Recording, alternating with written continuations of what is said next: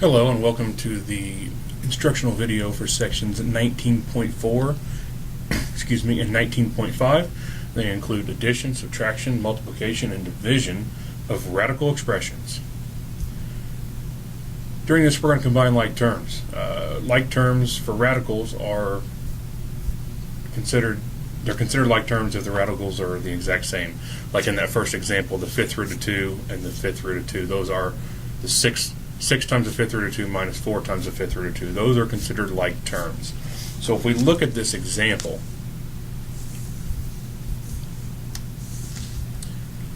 so we take the 6 and the 4, we pull them out front, so we have 6 minus 4 multiplied by the fifth root of 2, which is going to give you 2, because 6 minus 4 is 2, times the fifth root of 2.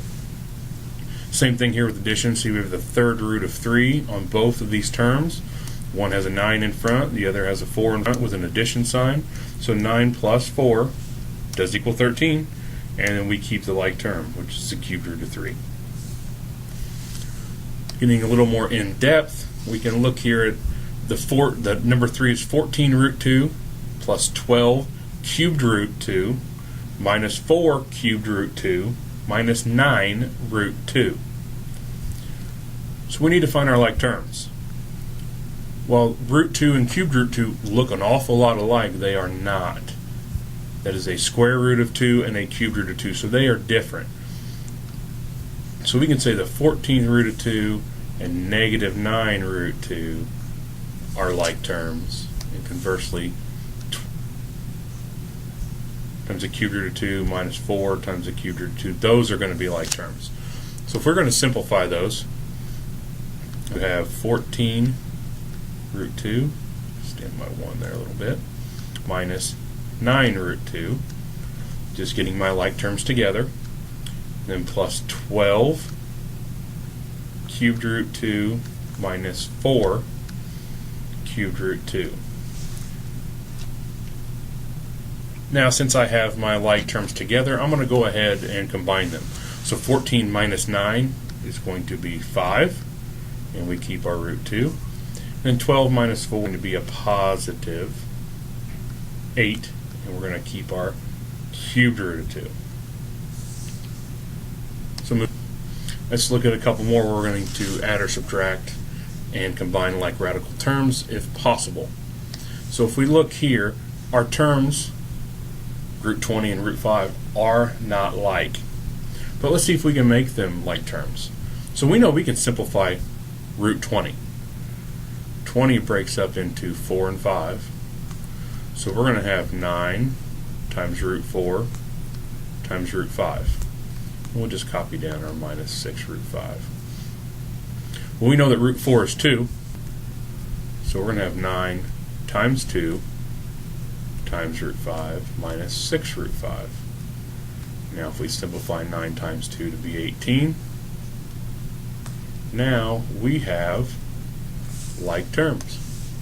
We have 5 and root 5. So we can combine these. 18 minus 6 is 12. So it would be 12 root 5. We can do the same thing here on number 5. And we can break down 50 to 25 and 2, and 8 can break down into 4 and 2. So I'm going to have 6 times root 25 times root 2 plus 10 times root 4 times root 2. So if I quickly simplify these, so it's going to be 6 times 5 root 2 plus 10 times 2 root 2. 6 times 5 is 30. Copy down our root 2. 2 times 10 is 20. Copy down our root 2. Now we have like terms. 30 plus 20 is 50. Root 2. So now we'll look to multiply. In example 6, I have root 5 times a quantity, 6 minus 3 root 5. I'm just going to use the simple distributive property. So I'm going to have root 5 times 6 plus root 5 times a negative 3 root 5. Well, my first term is 6 times root 5. I can't do anything on the middle, or I can't do anything inside the radical because it's just 6 times root 5, so it's just 6 root 5. If we look at the second one, a positive and a negative multiplied together is going to be a negative. We're going to keep our 3 because technically there is a 1 here outside of this root 5. We just don't write it. So 3 times 1 is negative 3 times 1 is negative 3. And root 5 times root 5 is root 25, which we know that root 25 is 5. So minus 3 times 5. So 6 root 5 minus 15 is going to be our final answer.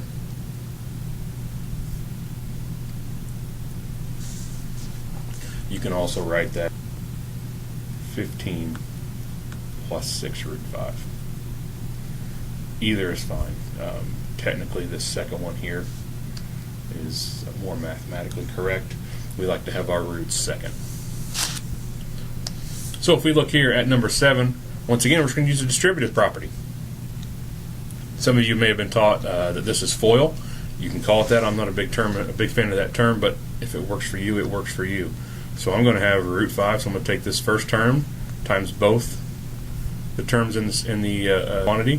So I'm going to have root 5 times root 5 plus root 5 times root 3. Now I'm going to have my second in the first quantity times both of my terms in the second quantity. So I'm going to have negative root 3 times root 5 and a negative root 3 times a root 3.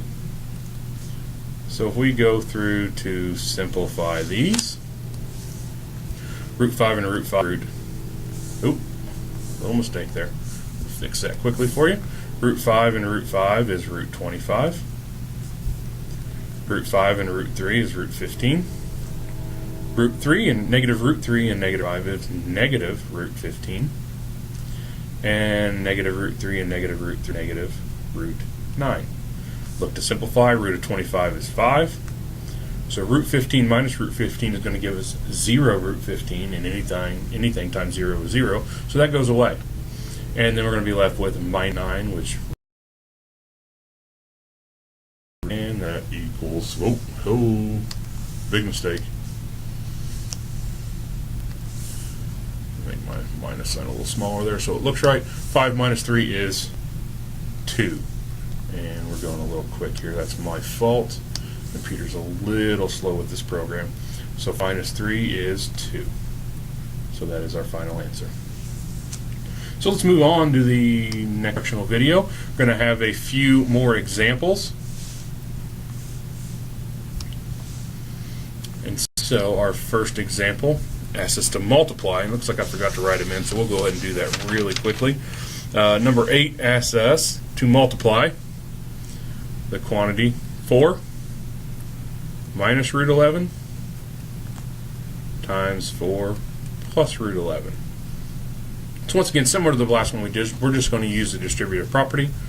And so this is going to be 4 times 4 plus 4 times root 11. The second term in the first quantity times the second quantity, we're going to have root 11 times 4 and a negative root 11 times a root 11. Go ahead and simplify this. 4 times 4. And once again, I went a little too fast with this program. We'll fix that. 4 times 4 is 16. 4 times root 11 is going to be 4 times root 11. We'll just get rid of the parentheses. Staying over here, except we have a negative 4 root 11. Now we're going to have a negative root 121. Do a little bit more simplifying. So we see the like terms here. 4 root 11 minus 4 root 11, 0 root 11, which is 0. So copy down our first number, which is 16. Then we're going to have a minus, and the root of 121 is 11. and 16 minus 11 is 5. We're going to do some division and rationalizing the denominator.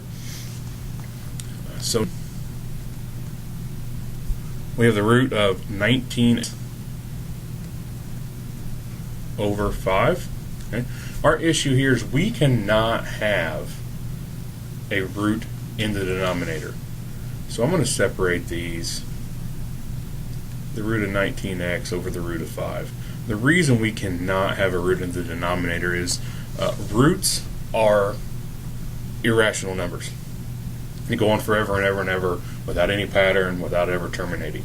We can't have those in the denominator, so we need to get rid of it. The best way that we can get rid of it is we need to find something to multiply this denominator that's going to make that a perfect square. And if we multiply it by the bottom, we have to multiply it by the top. So very simple here, we need to multiply this by root 5. Like I said, what we do on the bottom, we have to do on the top. That way we are multiplying by 1. Root 5 over root 5 is 1, so we're not changing the value here of this fraction. So if we multiply the top, 19 times 5 is 95, and we still have our x. Now on the bottom, root 5 and root 5 is root 25, and we know that root 25 is 5. One thing we also want to do is we also want to make sure that on the top we are 100% simplified. So if we can quickly factor out 9 to see if it has any perfect squares in it. So perfect square, we're looking for a group of 2. That 5 goes into 95, and we just did that with a 19. 19 is prime. So we cannot simplify that anymore. We know that our final answer is simplified here. It's the root of 95x over 5. So let's look at number 10. We get the root of 13 over the root of 12x. And we're going to go ahead and assume that x represents a non-negative value.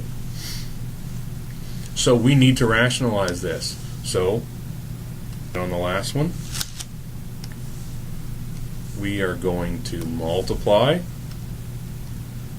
by a fraction of 1.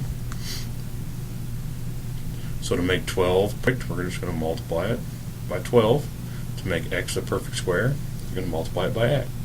What we do on the bottom, we have to do on the top.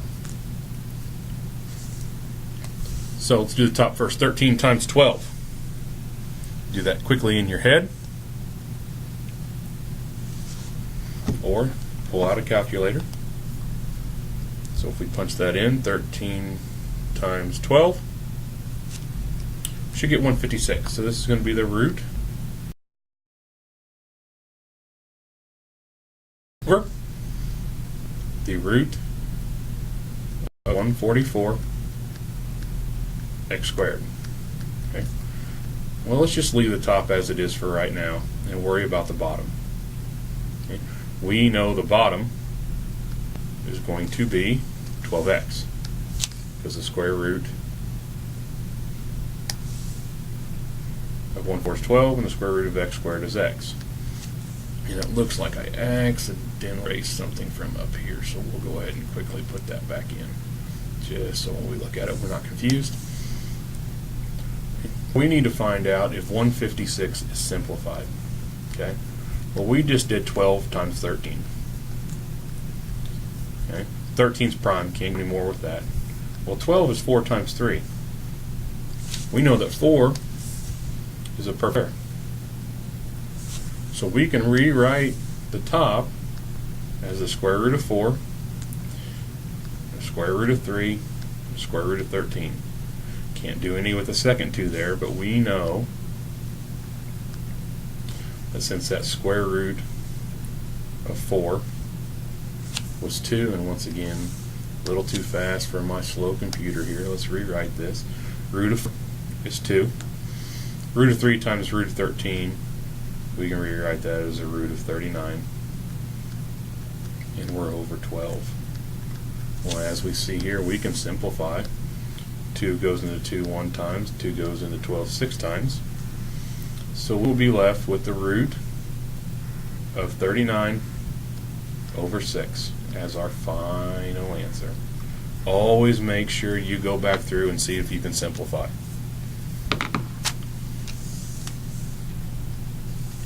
Okay, quickly let's look at number 11. I'll write it in here. So we are going